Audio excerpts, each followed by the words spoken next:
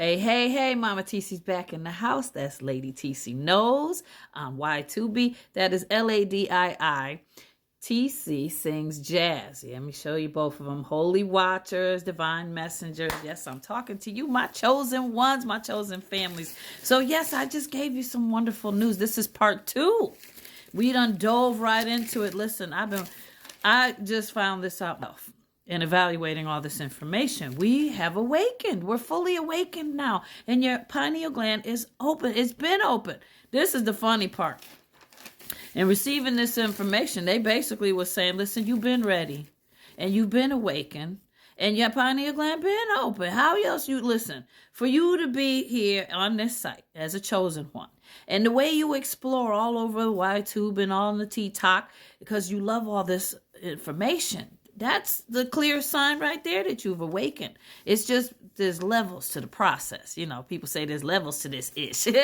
There's levels to the process. So, but you are there. You and I are there because we have gone through so many shifting and all this stuff together. My people, listen, if you're new to this page, don't be discouraged, okay? The Most High has brought you here.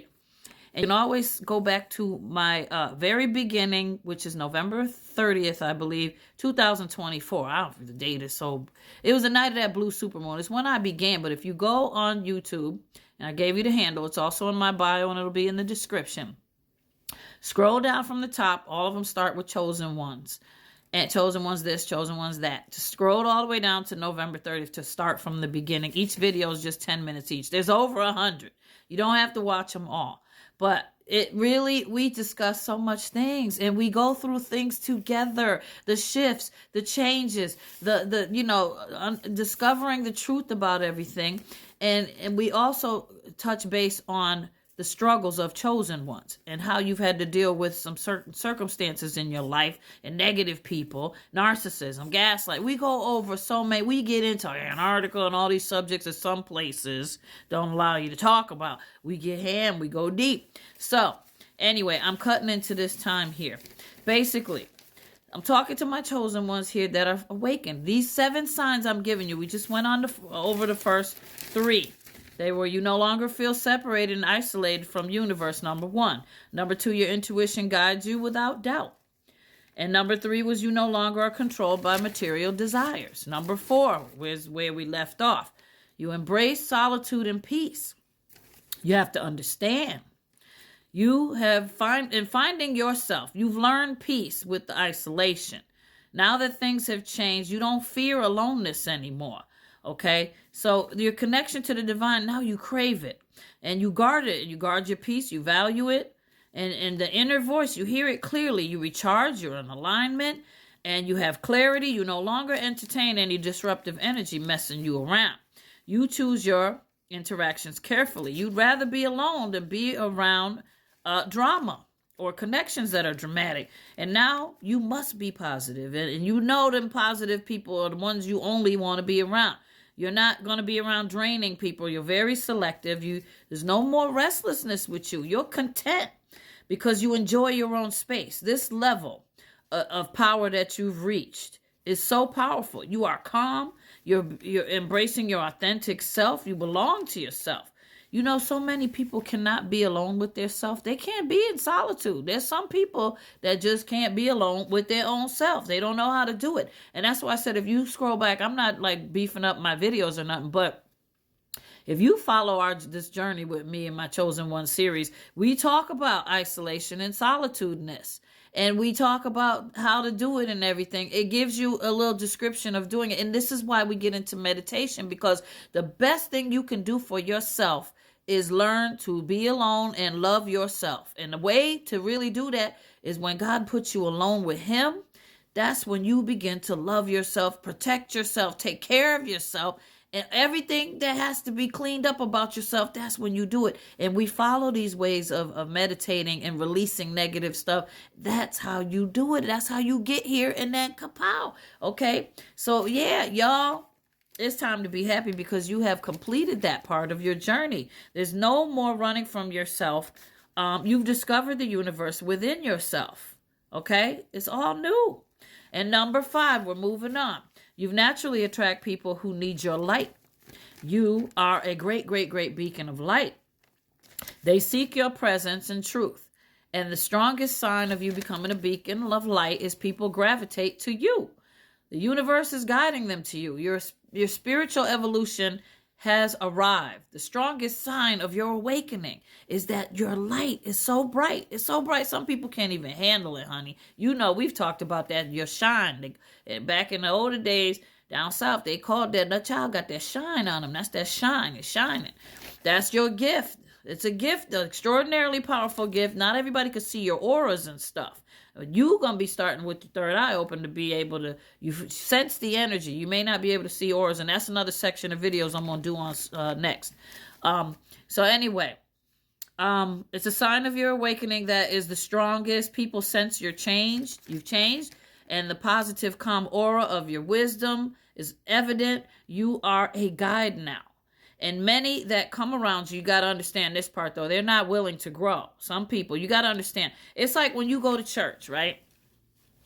And went back in the day, if you go to church now, I don't know if some of y'all still attend church. But you know how somebody fell off and stopped going to church, or like an alcoholic or drug addict fell off and stopped going to them AA or NA meetings and stuff. When they come back, the worst thing a person could do, like a pastor or a person that leads the counseling at the meetings, is say, "Where you been? Where you been? We've been looking for you. Well, we're glad you came back, but you missed a lot. Have a seat. We're going to catch you up on it, but you got to keep coming. You got to keep coming. You can't stop missing." It's the worst thing you could ever do to somebody, because you're breaking their spirit down. What you need to do when that happens, and the same thing with chosen ones, if you fall off, when you come back, people need to say, "Hey, I'm so glad to see you. I've been worried. I've been concerned about you. I miss you. I'm glad you're here today. Thank you. Come on in. Welcome, welcome, hugs and everything." And be like this. "If you need anything, here's my phone number. You call me after, we'll talk. But come on in, get comfortable." And you go on with everything. You don't put them on blast. I always never did like that, and I appreciated when people did that to other folks. It's cold. It's not cool. You understand, being a chosen one, that you're a guide now. So you're going to come into people that are not willing to grow, and they resist, and they may fall off. Their discernment is what's required that they need to gain. So always welcome them when they return. That's the best part. Of returning is a celebration. It's a reason for a party, actually. So protect your sacred energy shift in human form. Go where you're celebrated to fulfill your purpose. Your light works effortlessly. It's a natural light that's just going to guide you and do what you do. Going to do what it do, baby. People are drawn to you. They each have their own desires and purposes, and the attractions are going to come and go. Like I said, always embrace them, because you have the purpose in being that guide and leading them, so they will eventually stick with it. Don't let them fall or waver thinking that they've messed up so badly. You know how people sometimes say, they jokingly go, "Yeah, I effed up. But then there's the people like this, "Dang, I effed up. I really, See, you got to remember, there's people that are greatly affected by this. You need to let them know it's okay. The main thing is your back. And that's part of your journey in being a new guide and serving your purposes. You've become the light source. Great beacon of light. Your purpose calls you to step into it. Yeah, we almost finished. So let me touch on 6 before we get into it. You're almost done. There's 7 signs. So here we go. 6, you can see through deceptions and illusions. Many of y'all been able to do that for quite some time with the awakening and all these conspiracy theories. We now know what's true and all that. So the veil has been lifted. You no longer easily are manipulated. You questioned everything. Your intentions are razor sharp. And you sense dishonesty in mask-wearing people. You don't fall for the fake speeches no more and fakeness. You don't dig all that. You see through societal conditioning. You understand the world prison trap of reality that, we're coming into the knowledge of that. And we no more fear. We understand what they playing us with, fear. So it's almost up. We're going to come back into 6.